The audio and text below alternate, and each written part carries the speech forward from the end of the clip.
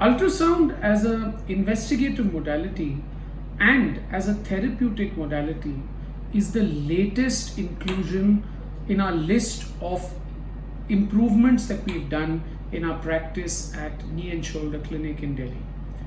The ultrasound is a very useful investigation for any orthopedic surgeon. But due to the various problems associated with the PNDT Act, it is extremely hard to get a license to have an ultrasound in your clinic.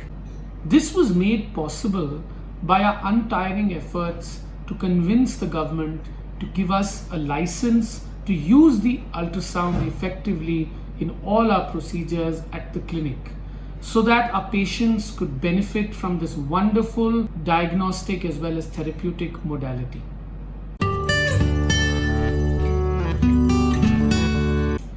Ultrasound has certain very important advantages over other imaging modalities.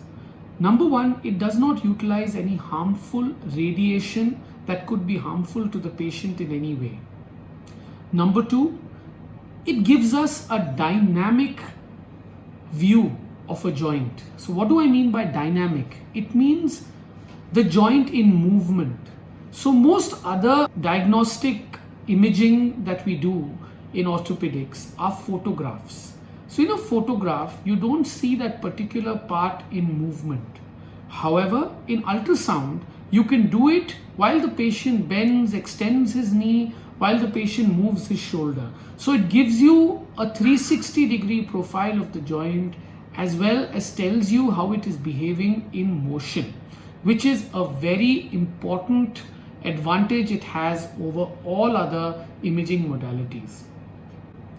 Also, through an ultrasound, you can localize a collection of fluid or a small lesion in the joint and introduce a needle to pull out the collection, as well as take a little biopsy at times from a particular growth that you have in the knee. Hence, minor interventions can be done using an ultrasound. The blackness in the image to the right is fluid in the knee, and after aspiration, that is removal of the fluid, you can see in the left the video shows no fluid or no blackness in it. The ultrasound is also specially useful in the knee joint to diagnose meniscus tears, which are seen much better than an MRI, and the dynamic or the movement nature of the meniscus is seen very well in an ultrasound, which is not otherwise seen in an MRI as well.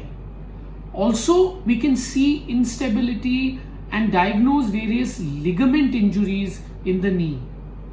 In the shoulder, instability is a big problem in the shoulder that people come to us in the clinic.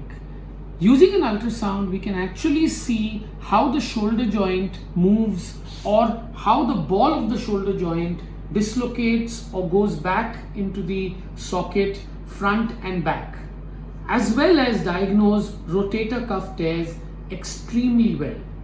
Joints are deep inside the skin. Certain joints like the knee are relatively more superficial. That means the joint is not that far away from the skin below.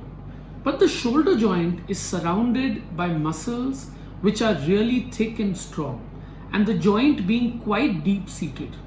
Now, normally when we give injections into these joints, we go by our knowledge of anatomy and introduce the needle into the joint and give an injection or take out fluid.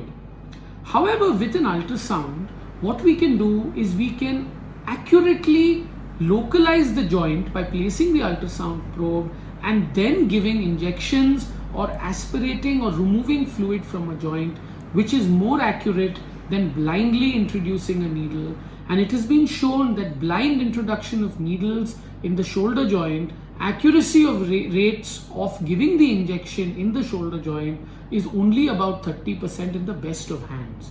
However, using an ultrasound improves this efficiency rate and makes it almost 100% that the injection or whatever procedure you're doing in the shoulder is done from where it has to be done.